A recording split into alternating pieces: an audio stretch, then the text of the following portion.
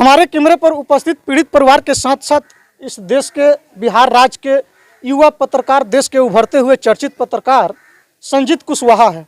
हम रक्सौल अनुमंडलीय क्षेत्र में आए दिन आपराधिक घटनाओं को जिस तरह से अपराधियों के द्वारा अंजाम दिया जा रहा है, कभी किसी के घर पे हमला तो कभी किसी की हत्या कर दी जा रही है, इन तमाम पहलुओं पर हम इन लोगों से बात करेंगे। और युवा पत्रकार जो है संजीत कुशवाहा, और आपको बताते हैं ये भी इसी पंचायत से बिलोंग करते हैं। हम अपराध पर चर्चा करेंगे। संजीत जी, रक्सौल को और ख़ास करके चंपारण को हो क्या गया है?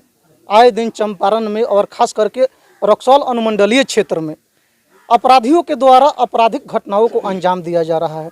कभी किसी के घर पर हमला कर दिया जा रहा है, तो कभी किसी की हत्या कर दी जा रही है। इस तरह की भयावह स्थिति बन रही है, क्या कहना चाहेंगे इस पर? जैसे पहले देखा जाता था कि लोग सड़कों पे चल रहे थे, उस वक्त गोली मार दी जाती थी या काट दिया जाता था। कहीं बाजार जा रहे हैं वहाँ पे काट दिया जाता था। लेकिन वो स्थिति इस स्थिति से बिल्कुल अलग है। इसको मैं अलग नज़रिए से देखता हूँ। इसलिए देखता हूँ कि पहले लोगों की हत्या घर के बाहर हो जाया करती थी, लेकिन अब की जो स्थिति है, बताइए, ये लोग घर में जब सोए हुए थे, रात के 12 साढ़े 12 बजे अगर कोई आपके घर में घुस के आपके साथ मारपीट करता हो, आपके परिवार के लोगों को पीटता हो, आपके बच्चे को पीटता हो, आपका पूरा संपत्ति भी लूट कर ले जाता हो, इस स्थिति को मैं उस स्थिति से बिल्कुल अलग हटा के देख रहा हूँ।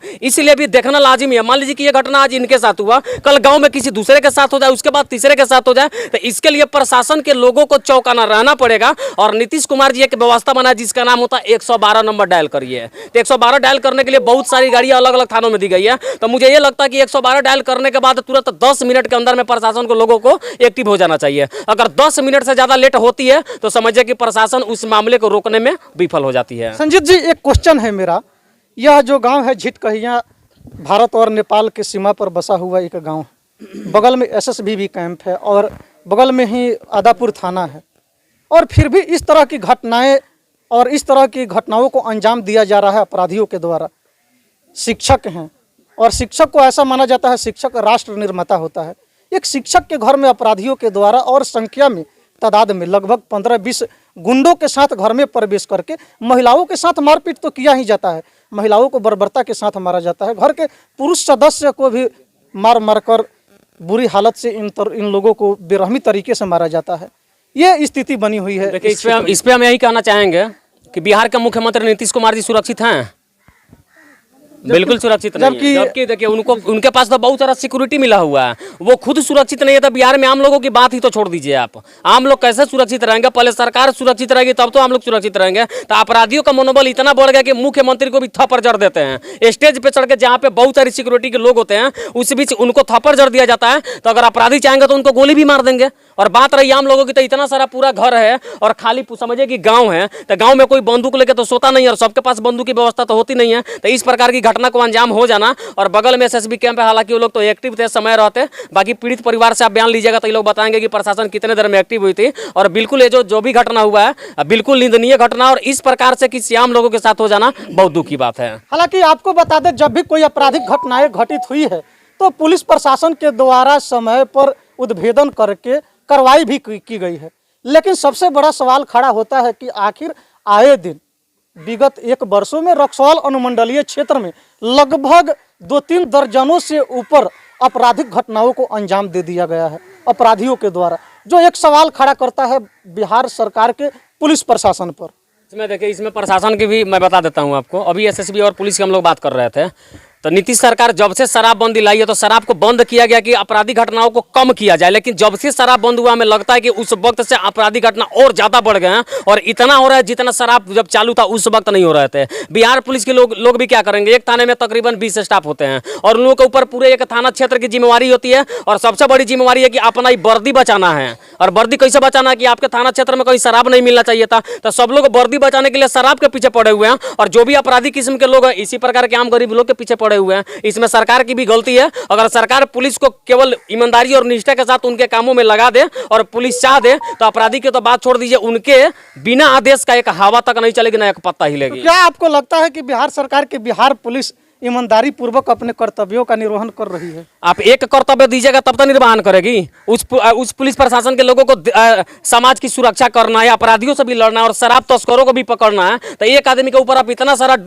मतलब कि लोड दे दीजिएगा तो कैसे काम करेगा, कैसे काम हो पाएगा। और हम लोग सवाल उठा देते हैं पुलिस प्रशासन पे आकर के, और सवाल हमें सरकार पे भी उठाना चाहिए था और मैं लगातार उठाता भी हूँ।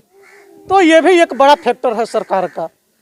पुलिस कर्मियों को एक नहीं बहुत सारे ड्यूटियां दी गई है, जिसके चलते अपराध का स्तर दिन प्रतिदिन बढ़ते जा रहा है। हमारे कैमरे पर मौजूद हैं राम प्रवेश प्रसाद राय जी। हम इनसे जानने की कोशिश करेंगे कि आखिर इस तरह की वारदातें अपराधियों के द्वारा इनके साथ क्यों की गई है। आखिर अपराधियों के द्वारा तादादों में आकर के इनके घर पर हमला क्यों किया गया है। हालांकि ये एक शिक्षक हैं और आपको हमने अभी बताया कि शिक्षक को राष्ट्र निर्माता माना जाता है, और एक राष्ट्र निर्माता के ऊपर हमला, ये कहीं ना कहीं ये सवाल खड़ा करता है कि अपराध चरम सीमा पर है। सर, क्या घटनाएं घटित हुई थी आपके साथ? आखिर अपराधियों के द्वारा आपके घर पर क्यों हमला किया गया? सर, पहले से सर ऐसा कोई बात नहीं था, हम लोग एकदम निर्भीक थे, किसी से हम लोग को झगड़ा तकरार है नहीं, ठीक है। उसके बाद में 12 साढ़े 12 के लगभग आया और गेट खोलने लगा, तोड़ने लगा, तो हम जब ही उठते हैं गेट टूट गया था, तो हमारे ऊपर छड़ रड से प्रहार करके मेरे माथा को फोड़ दिया गया। फिर भी हम उन लोग से कोशिश किए, लेकिन वो लोग संख्या बल में बहुत था, 5-7 आदमी उधर था। उस समय का मंजर बड़ी भयावह होगा सर, डरावना भी होगा। जी जी। जब चिल्लाने लगे ना तो उनको पिताजी हम हैं। अच्छा, आप इनके पिताजी हैं? हाँ, तो हम सोए थे उसमें 2 आदमी। जब हमारे राम प्रवेश जी चिल्लाया तो हमको मालूम हुआ, तो हम उठकर उधर से दौड़े। तो बोले यहाँ 3-4 डाकू खड़ा था, बम चलाया कि बैठ गोली मारो गोली मारो, घूमो साला। तो हम लोग रुक गए। तब तक मैंने समझिए कि बहुत टाइम ले लूटा, हल्ला वल्ला सब हुआ, माने लोग भय से नहीं आ रहा था।